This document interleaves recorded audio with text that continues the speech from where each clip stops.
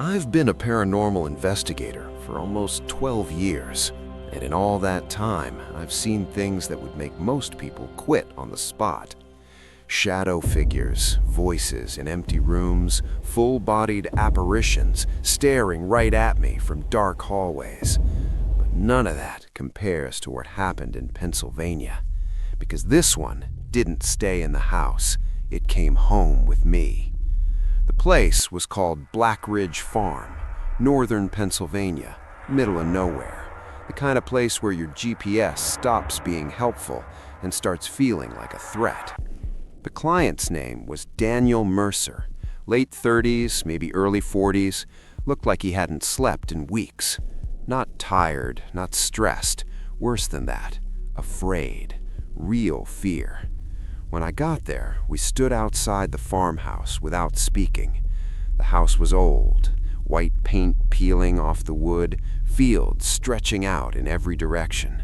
No neighbors, no sound, just silence, the kind that presses against your ears.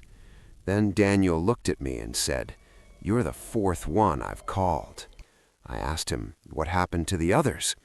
He didn't answer right away, just kept staring at the house, then said, "They didn't finish."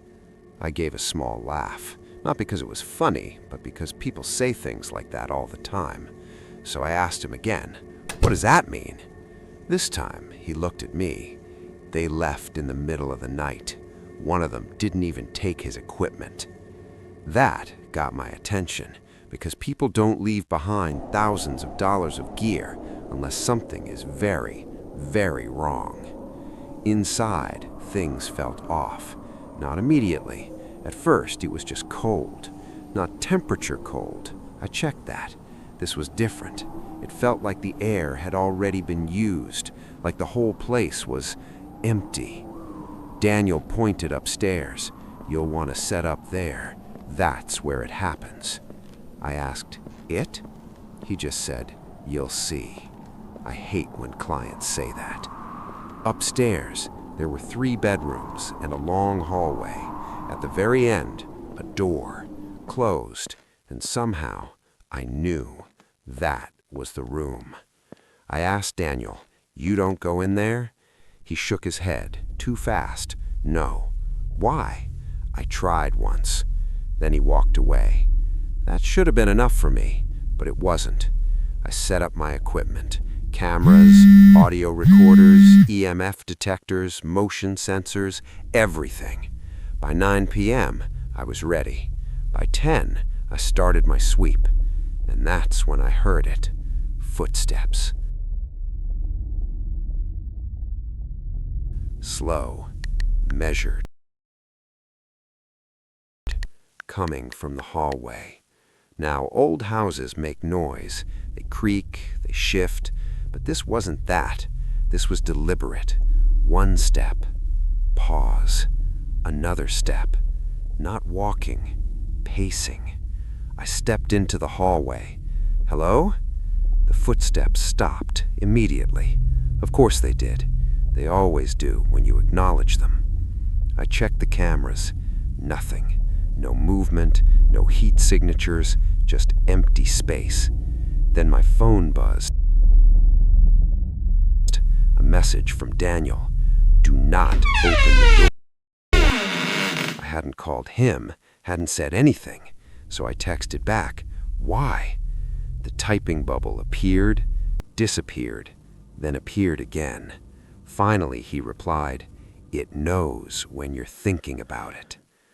That was the moment I should have left. Packed my gear, got in my car, and driven until sunrise.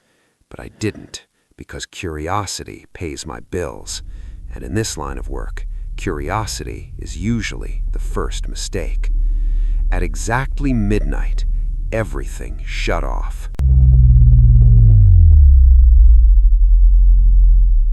Not one by one, all at once. Cameras, recorders, sensors, dead. The hallway lights dimmed, and the door at the end of the hall slowly opened. No sound, no creak, just movement. Inside was darkness, Not normal darkness. This was thick, heavy. And then I heard breathing. Soft. Close. Too close. I didn't move, didn't speak, didn't breathe. Then something stepped out. At first I thought it was a person, tall, thin, but then it leaned forward, too far. Its spine bent in a way no human body should, and its face, God, it didn't really have one, just skin stretched tight like something underneath was trying to push out. It tilted its head and looked at me. Then it spoke. You brought it with you. The voice wasn't coming from its mouth. It came from everywhere, the walls, the floor, inside my head. I whispered, What? You brought it with you. Then I felt something behind me, cold, moving, and I heard footsteps right behind me. One step, pause. Another step. I stepped slowly, and there he was, a man, old suit, standing right behind me, smiling, and I knew that smile because I had seen it before, in a reflection, months ago. Different case. I thought it was nothing. I was wrong. The thing in front of me stepped closer. The man behind me didn't move. Then both of them spoke at the same time. He follows the ones who look too closely. Everything went black. I woke up outside, on the road, mourning. The house was empty. No furniture, no equipment, no Daniel. And later, I checked the records. Black Ridge Farm doesn't exist. Never did. That should have been the end. It wasn't. 3 days later, I saw him again, in my phone screen, standing behind me. And every time I see him, he's closer. Last night, I saw him again, right behind me, closer than ever. And this time, he moved. He raised his hand toward my shoulder. I didn't turn around. I still haven't, because I'm afraid that if I do, he'll really be there. And if you ever see someone standing behind you in a dark screen, don't turn around too fast, because I don't think that that's when you notice it. I think that that's when it notices you.